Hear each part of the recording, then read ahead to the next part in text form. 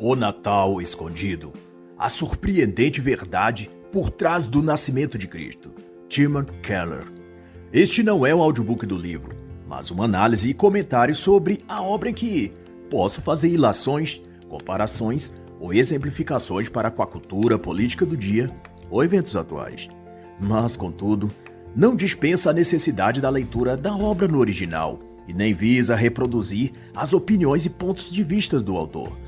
Tim Keller, como é chamado, é pastor presbiteriano e teólogo, nascido na Pensilvânia, nos Estados Unidos, tendo desenvolvido sua vocação ministerial em Nova York, onde tem pastoreado mais de 5.000 cristãos e liderado inúmeros projetos literários, de guerra cultural, evangelismo e também de ação social. Ele é uma das figuras cristãs mais destacadas e influentes no meio cristão evangélico contemporâneo dos últimos anos. Há quem o classifique de neocalvinista quanto à sua posição teológica, mas seu maior triunfo tem sido sua luta em treinar jovens e adultos cristãos para uma conduta e postura de confronto e rejeição à cultura secular desse mundo, priorizando uma vida de separação cristã em relação às contaminações culturais de nossa época, a saber, os vícios, o relativismo moral, a liberalidade sexual e o hedonismo. E nessa obra ele aborda a perspectiva cristã do Natal, não apenas explicando sua simbologia, mas dando um tratamento apologético à questão, visando combater e fazer resistência ao secularismo e ao modernismo, que tem esvaziado as datas, feriados e temas cristãos da sua essência e sentido evangélico, de adoração e de memoração a Deus. E ele começa observando que o Natal é um dos maiores alvos dessa estratégia de esvaziamento cultural. Até um tempo atrás, as músicas natalinas continham nas letras referências a Jesus, ao seu nascimento, etc. Mas depois de um tempo, gradativamente, isso foi sendo removido e substituído por apenas menções ao Papai Noel, ao espírito de Natal, à árvore de Natal e essas coisas. O nascimento do Filho de Deus, a vinda ao mundo do Redentor da humanidade, nada disso é mais mencionado. E para Keller, essas alterações são propositais. É que o mundo guerreia contra as coisas de Deus e busca tirar da mente das pessoas quaisquer coisas que lembrem o nome e ser de Jesus Cristo. O Natal é um feriado secular maravilhoso, chegou a dizer um comentarista na TV em dezembro de 2014, cita Tim Keller, mostrando a mudança de paradigma que a mídia e a cultura moderna tenta produzir nas atuais gerações. O Natal não é secular. E se é maravilhoso, não é porque se vai às compras ou se prepara o peru de Natal. O maravilhoso que se possa ter nesta data é o seu significado, de que um menino nos nasceu, um filho se nos deu, e o principado está sobre os seus ombros, e se chamará o seu nome maravilhoso, Conselheiro, Deus forte, Pai da eternidade e Príncipe da paz, como escrito em Isaías 9:6. Isso quer dizer que o Natal celebra a Cristo, o nascimento de Cristo. E o nascimento dele representa uma mensagem de salvação e esperança para a humanidade caída. A origem, portanto, do Natal é cristã. Como então pode-se celebrar essa data sem mencionar o nascimento de Jesus? É como comemorar o aniversário de alguém, mas não deixá-lo entrar na festa. E então todo o simbolismo do Natal remete e deve mesmo remeter a Cristo, pois ele é a peça e elemento central do Natal. Não é o Papai Noel, as hienas, a árvore ou os presentes. Jesus Cristo é que deve ser lembrado e falado no Natal. E o autor segue explicando essa simbologia. As luzes, formas de estrelas, lâmpadas piscando, etc., são a lembrança de que a luz de Deus veio ao mundo, de que o menino Jesus é a luz que veio iluminar o que estavam em trevas. Como diz Isaías 9:2, o povo que andava em trevas viu uma grande luz. Sobre aqueles que habitavam na escuridão, resplandeceu a luz. Assim como dar presentes simboliza o próprio Jesus como presente de Deus à humanidade. O próprio Jesus disse aos discípulos: "Eu dou a minha vida, ninguém a toma de mim, mas eu a dou da minha própria vontade." Em João 10:18. Os magos ou reis, ao visitar Jesus, Maria e José, também ofertaram presentes, que simbolicamente era um gesto de agradecimento por terem recebido primeiro uma dádiva, que era o nascimento do Salvador do mundo. Mas a cada ano, escreve o autor, nossa sociedade se torna mais secular e, por isso, mais distante desses valores e simbolismo cristãos contidos no Natal. E o que será de um povo que esquece suas raízes?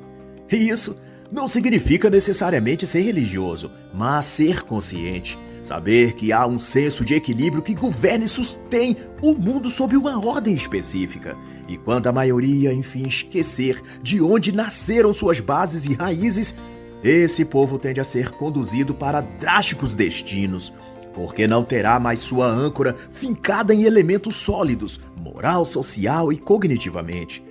Tratará, portanto, a vida como um experimento social, onde as coisas mudam, avançam e recuam sem quaisquer bases na realidade concreta, apenas se guiando por vontades passageiras, desejos momentâneos e o insaciável apetite por emoções e experiências novas. O autor, portanto, vai dizer que compreender o Natal é compreender os fundamentos do cristianismo, do Evangelho. Nas semanas que antecedem, então, o Natal, a tradição é enfeitar as ruas, postes e árvores no caminho com luzes, pisca-pisca e estrelas brilhantes. E no comentário que o autor faz a isso, é que tenta-se simbolizar a trajetória da estrela de Belém, que brilhou no céu e guiou os visitantes ao local de nascimento do menino Jesus. A hermenêutica disso é que agora o menino Cristo não nasce mais em Belém, mas no lar e família de cada cristão e pessoa. E as luzes em forma de estrelas fixadas nos postes nas ruas, elas indicam o seu endereço, o lugar em que Cristo agora está, que é a sua casa, a sua família, o seu lar.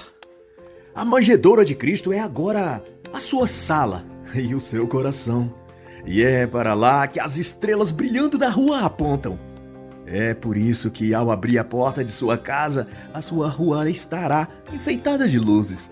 São as estrelas de Belém simbolicamente indicando a todos que, se quiserem achar a Cristo, devem procurar agora em seus lares, dentro de suas próprias casas. A nova manjedoura de Cristo é o lar de cada cristão. Por isso, também usamos o presépio ou enfeitamos também nossas casas no Natal. Simbolicamente, isso quer dizer que alguém importante ali dentro.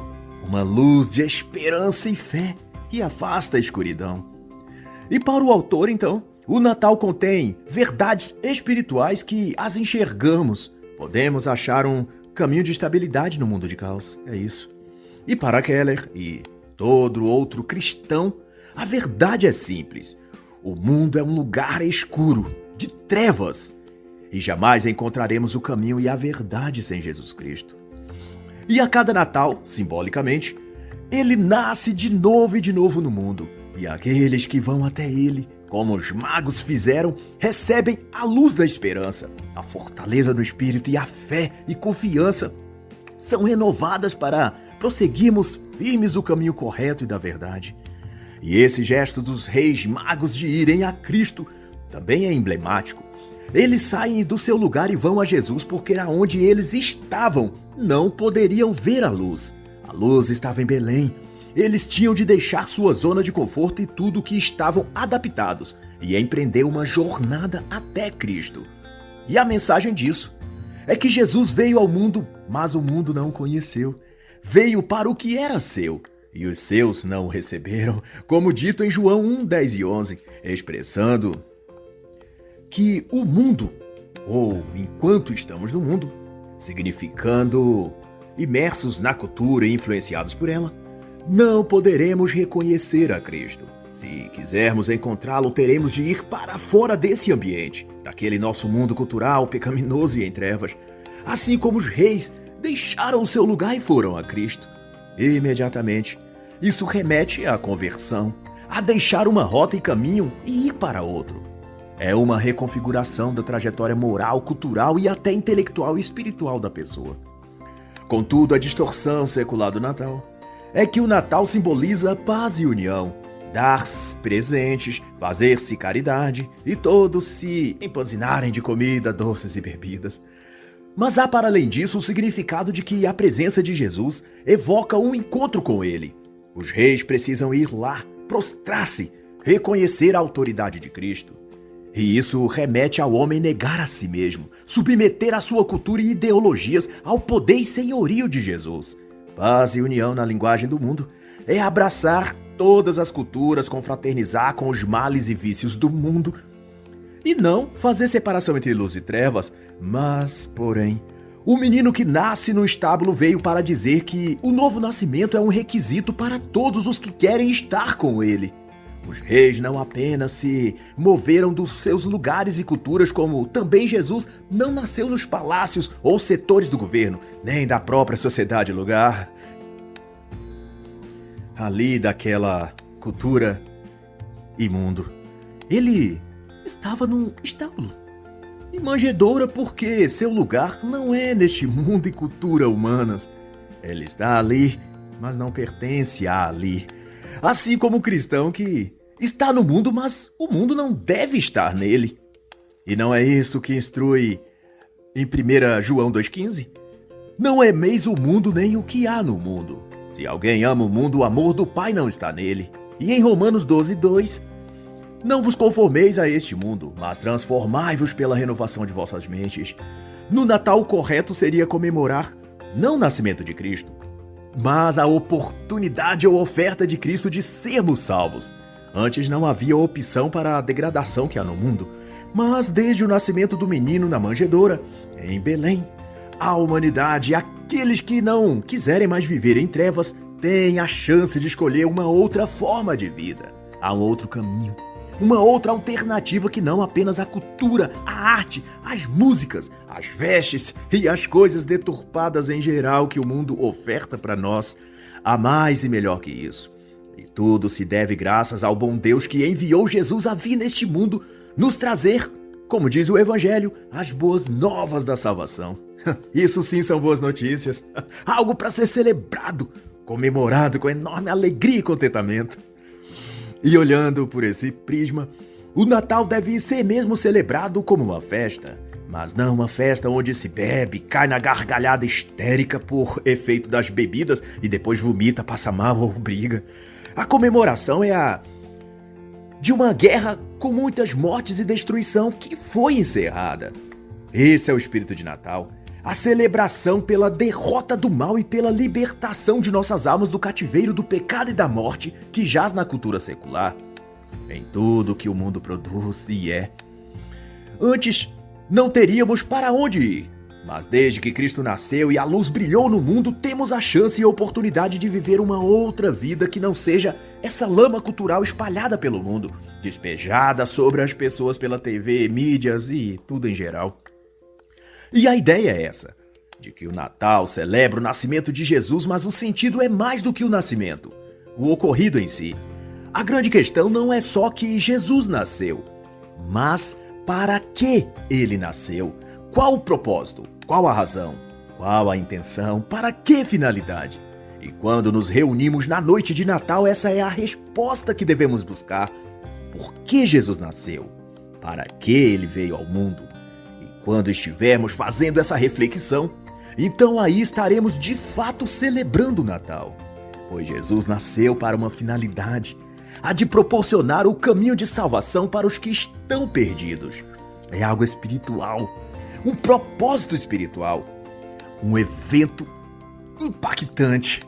E por isso a celebração de Natal não deve ser focada nos comes e bebes, no churrasco, nos passeios ou nas decorações natalinas. O centro de toda a reflexão dessa data é essa, de que a luz veio ao mundo para iluminar os que andavam em trevas. Isso é um chamado para uma nova vida. E parte dessa nova vida, que é chamada de vida cristã ou de cristianismo, é manifestada simbolicamente nos atos de caridade do Natal. A troca de presentes ou ações voluntárias de doação de alimentos ou donativos para pessoas carentes. Como símbolo do Natal, essas ações nessa data representam o ato de gratidão e de amor de Cristo de ter doado a si mesmo e vindo como forma de ser humano para sentir os mesmos dramas e dores e aflições que nós. Como dito em Filipenses 2:4-7. Não atente cada um para o que é vosso somente, mas cada qual para o que é dos outros, de sorte que haja em vós o mesmo sentimento que houve em Cristo Jesus, que, sendo em forma de Deus, não teve por usurpação ser igual a Deus, mas esvaziou-se a si mesmo, tomando a forma de servo, fazendo-se semelhante aos homens. Assim, a tradição de demonstrar caridade no Natal é um símbolo de que reconhecemos que tudo que temos é um presente e dádiva imerecida de Deus, e que é, então, nosso dever compartilhar com os outros mais necessitados, porque éramos necessitados da graça e salvação de Cristo. E Ele veio ao mundo, nasceu, viveu, morreu e ressuscitou para nos dar vida redimida. E na linguagem cristã isso se chama graça, que é um favor imerecido, um ato de bondade e generosidade de Deus para conosco. Mas há outra mensagem que se depreende disso, e é também fundamental. É a de que o Natal significa encarar aquilo que Deus fez pela humanidade. E essa simples constatação é a quebra do monopólio da virtude que alguns grupos e pessoas, mesmo cristãos, acham que possuem em relação a Deus, como se Cristo fosse alguma propriedade deles, algo que Deus presenteou a eles somente. E a mensagem do Natal é a abrangente constatação que Jesus não nasceu na manjedoura dos batistas, dos pentecostais ou dos católicos, ou menos ainda, dos gnósticos ou esotéricos. Jesus é o Cristo que nasceu no mundo, que estava em trevas e precisava de luz. Foi um presente que nem os batistas, presbiterianos, pentecostais ou católicos mereciam. Todos foram expostos às mesmas necessidades, a de buscar a luz, de se arrepender e de viver uma nova vida. É por isso que pastores, reis, magos, figuras distintas de classe social ou de erudição teológica foram atraídas até o estábulo onde havia nascido o menino. Todos tiveram de deixar suas posições de sabedoria ou de bem material para se encontrar num casebre feito para animais, aquele que era a luz que todos eles precisavam. Jesus não era dos pastores, e nem dos magos, e nem dos reis. Ele não era dos católicos, nem dos evangélicos, ou dos espíritas. Jesus é a luz. Nós é que precisamos ir a Cristo e nos converter, deixar as trevas e seguir o caminho da verdade e da vida. As fórmulas, ritos, rituais que usamos na vida cristã não nos fazem ter a posse de Cristo. Elas apenas tentam provocar sentimentos de dever e de piedade cristã, mas não nos torna proprietários de Jesus. O presente de Deus que o Natal simboliza, nenhum de nós merecia, e foi ofertado a todos igualmente, pois é dito em Romanos 6:23 que o salário do pecado é a morte, mas que o dom gratuito de Deus é a vida eterna, e isso nos é dado por Cristo. Ou seja, não foi conquistado por nenhum rito ou cerimônia que possamos fazer. Não há intermediários entre Jesus e a manjedoura no estábulo e quaisquer que quisesse vir até ele. Não havia pedágios e ninguém com a chave controlando o acesso. Jesus era o presente gratuito e acessível de Deus. Essa era a boa nova do Natal.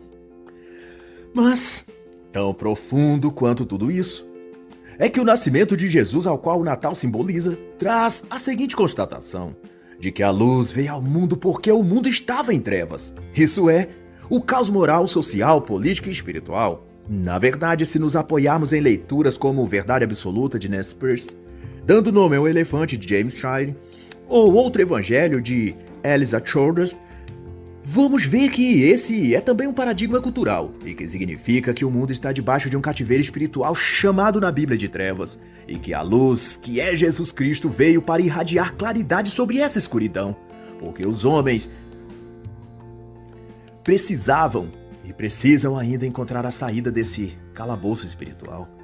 E nesse aspecto, o estábulo em que Cristo veio a nascer é uma representação de que o lugar de Cristo não está na cidade, ou seja, na cultura e sociedade secular, mas sim vem de fora desse lugar regular, como um caminho de saída das pessoas das trevas para a luz, e devem todos ir a essa luz, deixar seu mundo e cultura de trevas para seguir com Cristo. Como é lembrado em Isaías 60, 1 e 2. Levanta-te e resplandece, porque vem já a tua luz, e a glória do Senhor nasce sobre ti. Pois eis que as trevas cobrem a terra, e a escuridão os povos, mas sobre ti aparece resplandecente a luz do Senhor. E também em Efésios 5:8, no passado erais trevas, mas agora sois luz no Senhor. Assim, pois, andai como filhos da luz. Mas outro ponto relevante e fundamental na narrativa do Natal é a presença da Sagrada Família, José, Maria e o menino Jesus.